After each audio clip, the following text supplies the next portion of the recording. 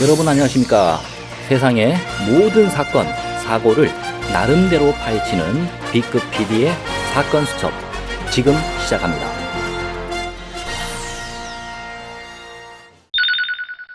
아버지를 살해하고 도주한 범인을 잡기 위해 전국을 떠돈 남자가 17년 만에 원수를 갚았다고 합니다.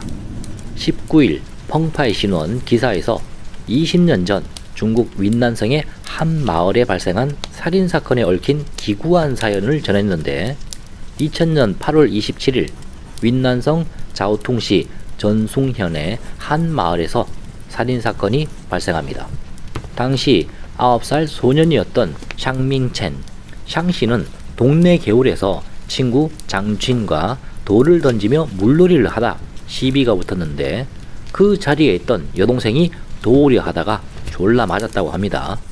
결국 이 싸움은 어른들 싸움으로 번지는데 양쪽 집 어른들이 해질 때까지 말싸움을 하다가 집으로 돌아갔고 그날 저녁 퇴근 후 집에 온 샹씨 아빠가 자초지정 확인차 장씨 집으로 향했고 그 뒤를 따라 샹씨 엄마와 삼촌 샹씨도 장씨네 집으로 갑니다. 현장에 도착했을 때 장씨네 집 불은 모두 꺼져 있었고 샹씨 엄마와 삼촌이 일단 장씨 집 안으로 들어가는데 장씨네 사람 중 한 명이 삼촌 등에 칼을 박습니다. 장씨네 집 큰아들도 엄마를 담그려고 달려들었고 삼촌과 엄마는 겨우 그 집을 빠져나왔는데 아빠는 미처 빠져나오지 못합니다. 샹씨는 빠져나오려는 아빠를 안에서 여러 명이 잡아당기는 것 같았다고 했고 결국 피투성이가 된 아빠가 너무 춥고 배고프다 엄마가 보고 싶다는 말을 남기고 사망합니다. 사건 직후 아빠를 죽인 장씨 집안 사람들은 모두 사라졌고 신고를 했지만 경찰은 나타나지 않았다고 합니다.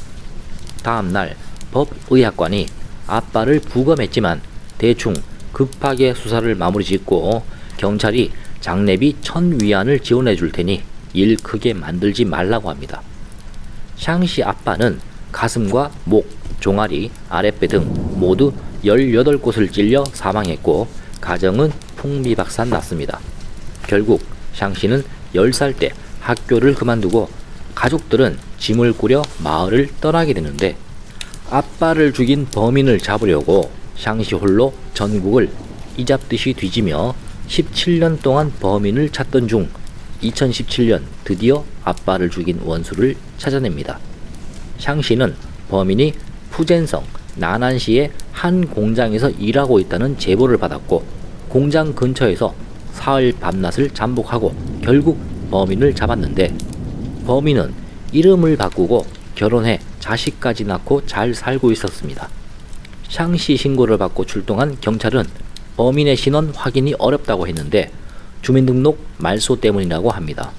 샹씨가 고향 파출소에 확인한 결과 관련 법령에 따라 범인 주민등록은 2015년 말소된 상태였고 당시 경찰이 수배도 내리지 않았다고 합니다. 어쨌든 범인은 살인죄로 기소가 됐고 범행을 자백 후 피해를 보상하려는 노력을 보였지만 2018년 10월 무기징역을 선고받게 됩니다. 샹씨는 사건 당일 아빠가 입고 있던 피 묻은 옷을 증거로 제출했고 한 달 후 공범인 다른 장씨도 붙잡았지만 공소시효가 지나 처벌할 수 없다고 합니다. 게다가 사건 기록이 모두 사라져 사실 확인이 어려운 상황인데 누군가 일부러 폐기한 것 같다는 의혹도 제기되고 변호사도 인위적으로 사건 기록을 은폐한 정황이 의심된다고 합니다.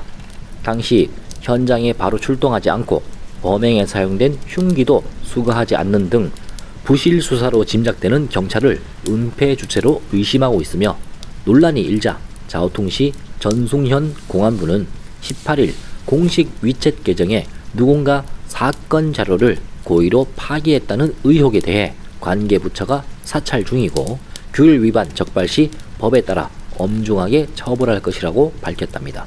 9살 어린 나이에 아빠가 무참히 살해되고 그 원한을 풀기 위해 평생을 바친 샹씨, 참 안타깝습니다. 세상의 모든 B급 사건, 사고를 나름대로 파헤치는 B급 뉴스 BD 수첩. 오늘 소식은 여기까지입니다. 감사합니다.